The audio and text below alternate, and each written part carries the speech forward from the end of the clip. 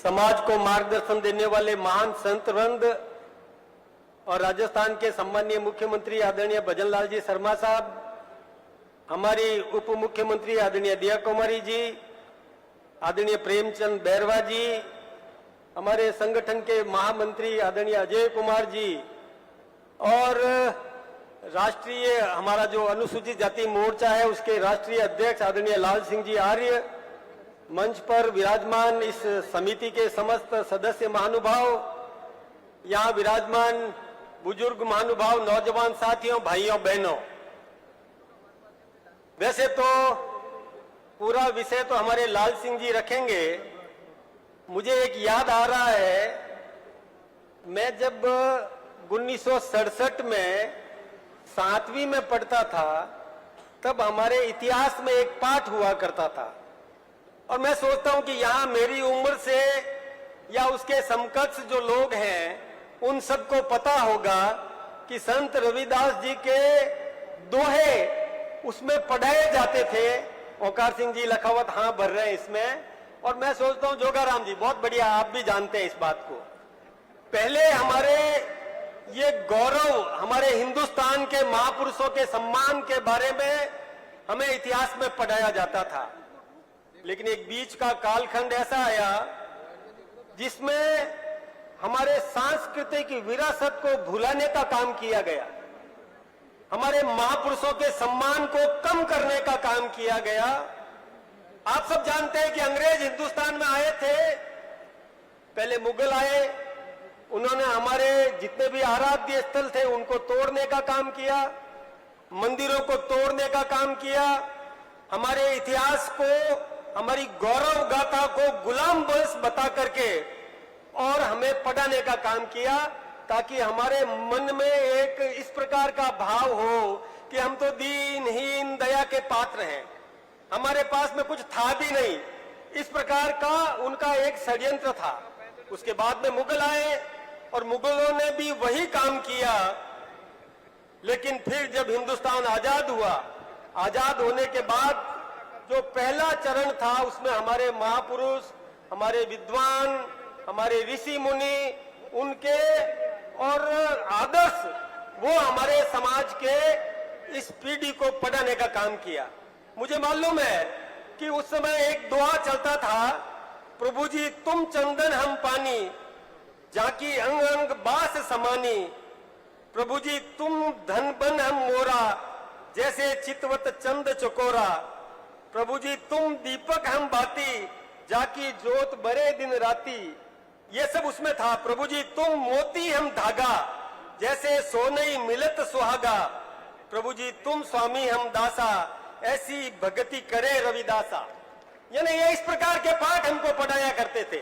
तो रविदास जी कोई नई बात नहीं है, 650 वर्ष पहले उनका जन्म हुआ और वो समाज में समरसता का पाठ पढ़ाने का उन्होंने काम किया।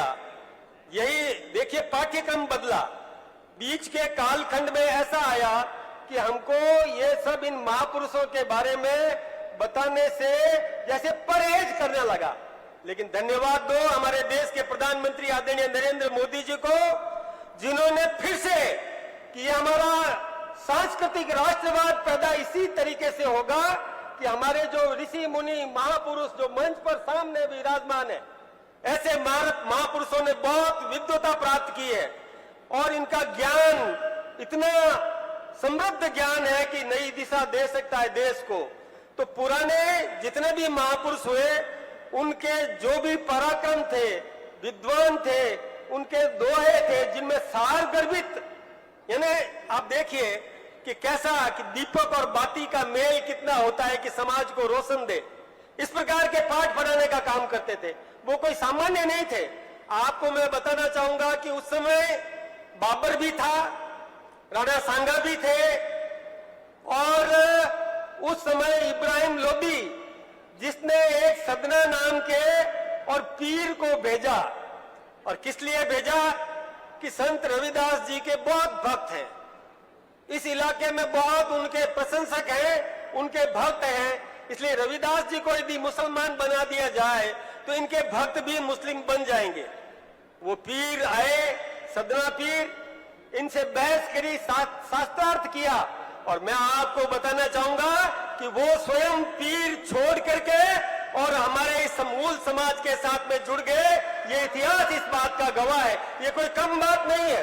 बहुत पराक्रम था, बुद्धि कौशल था, समाज को और शिक्षा देने का काम था। उस समय एक महाराजा हुए थे पीपा जी महाराज, बहुत बड़े योद्धा थे, सम्राट थे। उन्होंने भी सुन रखा था कि एक ऐसे कोई रविदास जी महाराज हैं जो शांति का पाठ पढ़ाते हैं। तो पीपा जी के मन में शांति नहीं थी। नित्य ऊपर जाकर के और कमरे में बैठ करके या ऊपर छत पर बैठ करके दुनिया को देखा करते थे। लेकिन जब मन में इच्छा हुई तो वो भी और महाराज के पास में आए और इनके साथ बैठ करके चर्चा की। चर्चा करते करते एक बहुत गरीब दीनहीन और उस बालक ने कहा कि गुरुजी, आज मेरे माताजी तो बीमार है लेकिन मेरे पास में आटा नहीं है। तो गुरु रविदास जी ने अपने अंदर से, थोड़ा था उनके पास, उसमें से भी और उस बच्चे को दे दिया। तो पीपा जी महाराज के मन में आया कि ये कैसा संत है जिसके खुद की एक कुटिया है, छोटी सी कुटिया, जिसमें वो रहते हैं, और जो कुछ भी आज इन्होंने अर्जित किया वो उस बालक को दे दिया।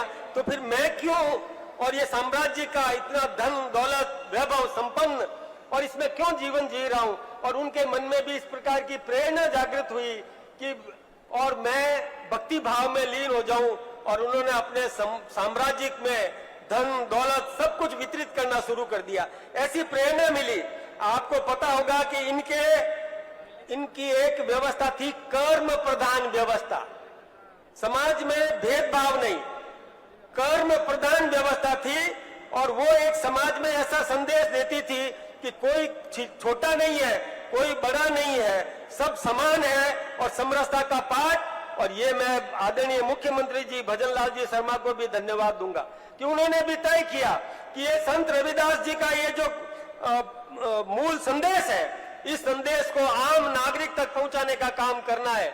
समाज के प्रत्येक व्यक्ति तक ये संदेश देना है कि समाज में समरसता का भाव, और रविदास जी के उन दोहों से मिलता है, वो दोहे भी आम नागरिक तक पहुंचने चाहिए।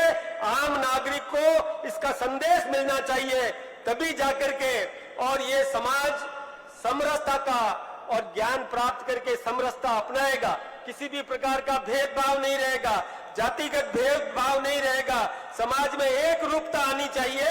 यही संदेश लेकर के, और जो हमारे और भूपेंद्र जी ने और इनकी पूरी टीम ने जो व्यवस्था करी है, उस व्यवस्था के माध्यम से यहाँ जितने भी आए हुए हैं, प्रत्येक लोकसभा क्षेत्र से वो रथ लेकर के जाएंगे, स्थानीय निकायों में घुमाएंगे, पंचायतों में घुमाएंगे, और समाज में समरसता का पाठ देंगे। और मैं आप सबसे भी निवेदन करना चाहूंगा कि कोई किसी भी प्रकार का भेदभाव नहीं रखें, हम सब एक हैं, समाज में एकता का संदेश देने का काम करें। यही बात कह के मेरी बात को समाप्त करूंगा। आप सबका बहुत बहुत अभिनंदन, बहुत बहुत धन्यवाद।